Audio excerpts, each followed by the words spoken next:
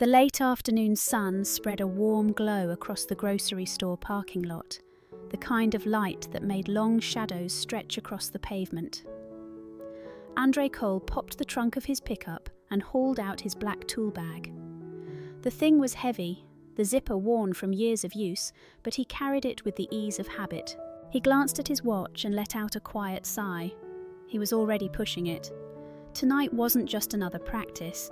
It was the first time Darnell, one of his players, had been cleared by the doctor to step back on the field after months of rehab. Andre had promised he'd be there when the boy strapped on his helmet again under the lights.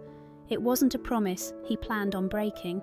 He slung the bag over his shoulder and started across the lot, weaving through cars and carts. Families were heading out with their groceries, kids trailing behind with bags of chips clutched in their hands. It was all as ordinary as a Thursday evening could be, until a sharp voice cut through the hum of the lot.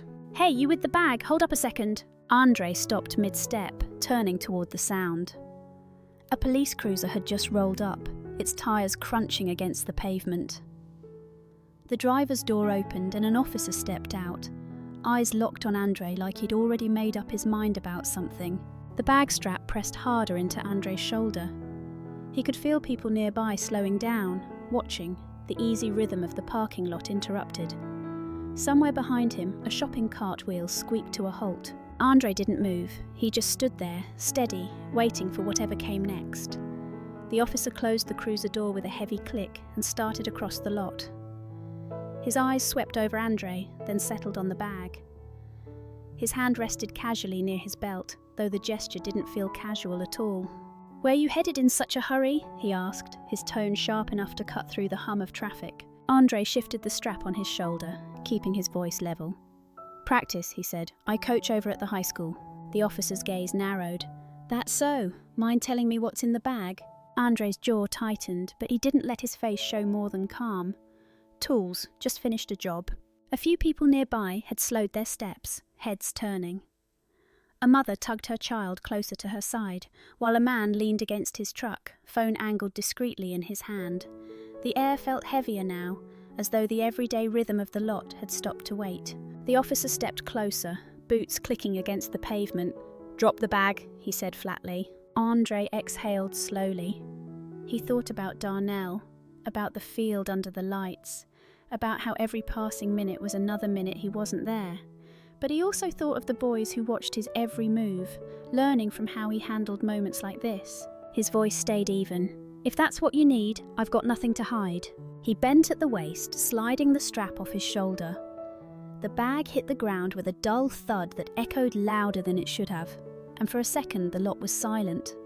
Phones were up now, catching every detail. Andre straightened, hands open at his sides, his eyes steady on the officer. The officer stopped a few feet from the bag, his hand still close to his belt. His eyes flicked up to Andre. "Keep your hands where I can see them," he ordered. Andre raised his palms slightly, fingers spread, not in fear, but in a steady kind of compliance. His voice was calm. "They're right here." The crowd murmured, shifting closer. Someone whispered, "Why is he bothering him?" Another person muttered, "Man's just standing there." Andre's chest rose and fell in an even rhythm. Inside, though, he could feel the tight coil of frustration. He thought of the field again, of the boys running plays without him. He thought of Darnell, helmet in hand, waiting for a nod of reassurance from his coach. But here he was, standing in a grocery store parking lot, treated like a suspect for carrying a bag. The officer crouched over the bag, fingers brushing the zipper. He paused just long enough to glance back up. "Anything in here I should know about?" Andre's gaze didn't waver. "Tools, a helmet, nothing else." He spoke clearly enough for the crowd to hear, his words chosen carefully. The officer tugged at the zipper but hesitated, aware of the phones pointed his way. The tension stretched tight across the lot. Andre let the silence linger, then said evenly, "If you're going to look, do it the right way. Everyone's watching." That last line seems to hang in the air, heavier than the bag on the pavement. The officer's jaw flexed, and for the first time, the confidence in his stance faltered. The officer pulled the zipper open in one swift motion. The bag gaped, its contents plain for anyone to see. Inside were a heavy torque wrench, a roll of electrical tape, and a pair of worn gloves dusted with chalk and grit. Nothing threatening, nothing unusual for a man who worked with his hands. But there was more. Wedged along the side pocket was a battered football helmet, its paint chipped from seasons of use. Across the back was a strip of tape, the word coach scrawled in thick black marker. The officer lifted it, his expression unreadable. The crowd stirred. A woman near the front tilted her head, then spoke up. "That's Coach Cole. My boy plays for him." A few heads nodded, murmurs spreading. Someone else added quietly, "He runs drills, rain or shine. Everyone in the neighbourhood knows him." The officer set the helmet back into the bag, perhaps more roughly than he meant to. As he reached deeper, his hand brushed something small tucked inside the side pouch. He pulled it out, a folded photograph, edges creased and taped from years of handling. He unfolded it, revealing a ragtag football team crowded together on a muddy field, grins stretched wide. In the middle stood Andre, younger but unmistakable, with one boy perched proudly on his shoulders. The photo wasn't there by accident. Andre kept it in his bag as a reminder of why he coached, of the kids who counted on him. The crowd fell quiet. Even the phones lowered slightly. What they saw wasn't a threat. It was a man who gave his time to something bigger than himself. Andre crossed his arms, his eyes steady on the officer. "That's all it is," he said, voice even but firm. "A man on his way to practice." For the first time, the officer hesitated, the weight of the moment shifting around him.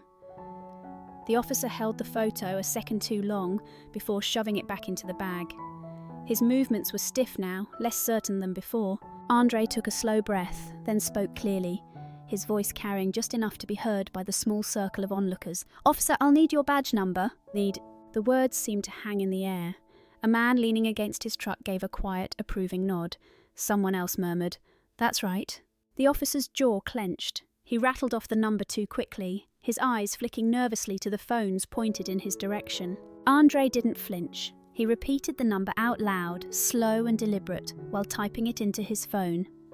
"Got it, thank you." His tone wasn't mocking, it was steady, like he was marking down the score of a game. The crowd shifted, a quiet sense of approval moving through them. A woman near the front lowered her phone just long enough to say, "We've seen enough, Coach. You're good." Andre gave her a small nod, then turned back to the officer. "I'd like an incident report filed. If I'm stopped in public, it should be documented."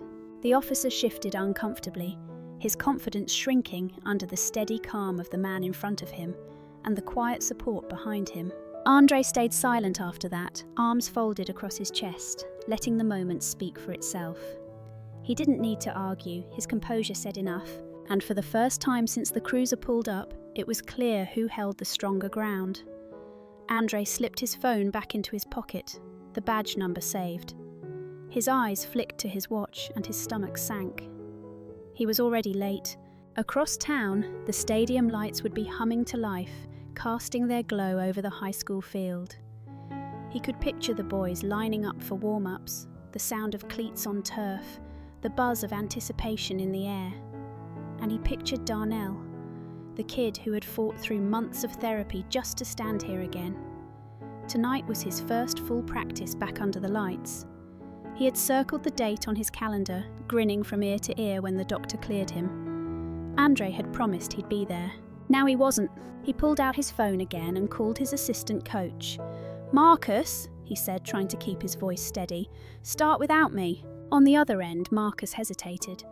"They're asking for you, coach, especially Darnell. He's nervous, he keeps looking at the gate." Andre closed his eyes, his chest tight. "Tell him I didn't forget. Tell him I'll be there, just a little later." When he hung up, the weight of the choice pressed down on him. He could have walked away, brushed this whole thing aside just to keep a promise. But if he did, nothing would change. Not for him, not for the kids watching from the sidelines of life, who wouldn't have a crowd with cameras if it happened to them. A woman in the crowd spoke softly, breaking his thoughts.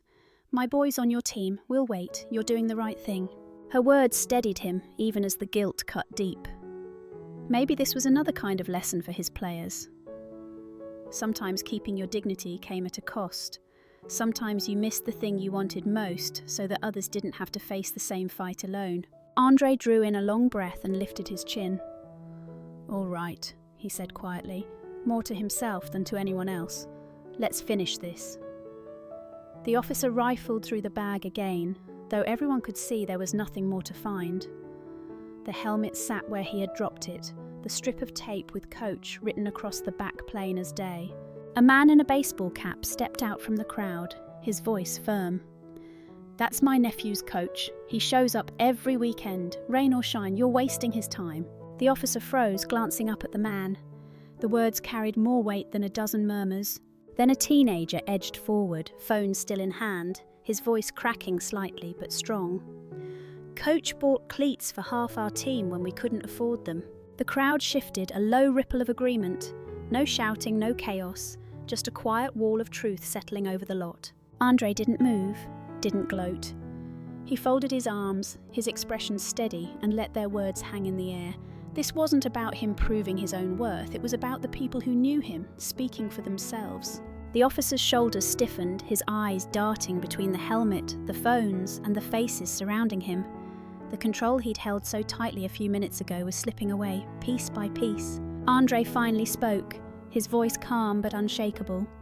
"You see, officer, I'm not standing here alone." The silence that followed said more than any speech could. The balance had shifted. Another cruiser pulled into the lot, slower this time, lights off. An older officer stepped out, his posture calm but purposeful. The crowd eased back just enough to let him through. He glanced at Andre, then at the younger officer still crouched by the bag. His tone was steady, professional. "Coach Cole, is that right?" Andre gave a single nod. "That's me." The supervisor looked around at the phones, the restless faces, the helmets sitting in plain view. He exhaled quietly, then turned back to Andre. "How do you want to handle this?" Andre didn't hesitate. "File an incident report," he said. His voice was even, not sharp, just clear. "If I'm stopped in public like this, it should be documented." The supervisor nodded once. "Fair enough, we'll take care of it." The younger officer shifted on his feet, his jaw tight. Whatever fire he'd started with was gone now, replaced by the uncomfortable awareness of 100 eyes. Andre didn't press.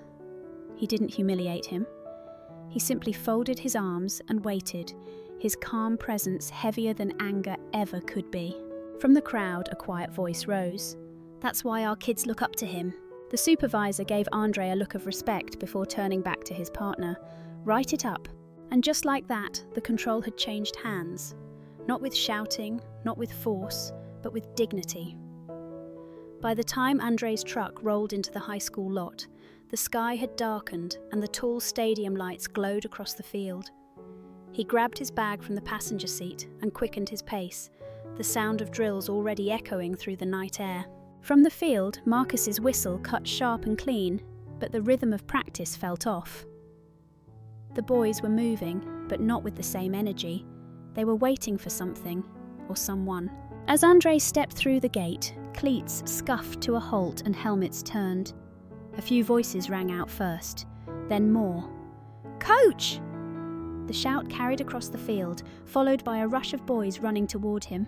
Andre let out a breath he hadn't realised he was holding. The weight of the parking lot, the wasted hour, seemed to ease as the boys surrounded him, tugging at his arms, grinning wide. But his eyes went straight to Darnell. The boy stood a little apart, helmet in hand, knee brace strapped tight, his face caught between nerves and hope. His eyes searched Andre's, waiting for an answer that words alone couldn't give. Andre walked to him, setting the bag on the grass with a thud. He placed a steady hand on Darnell's shoulder. "I told you I'd be here," he said softly, "and I don't break promises." For the first time that night, Darnell smiled, wide and unguarded. He slipped the helmet over his head, snapped the chin strap, and the team erupted in cheers. Marcus jogged over, relief in his expression. "Rough night?" he asked quietly. Andre gave a small nod. "Longer than I planned, but I made it." His eyes lingered on the field, the boys now rallying with fresh energy. That's what matters. The whistle blew again, sharper this time, and the boys scattered back into formation. Andre stood at the sideline, shoulders squared, finally where he belonged. A week later, the team was wrapping up practice under the glow of the stadium lights.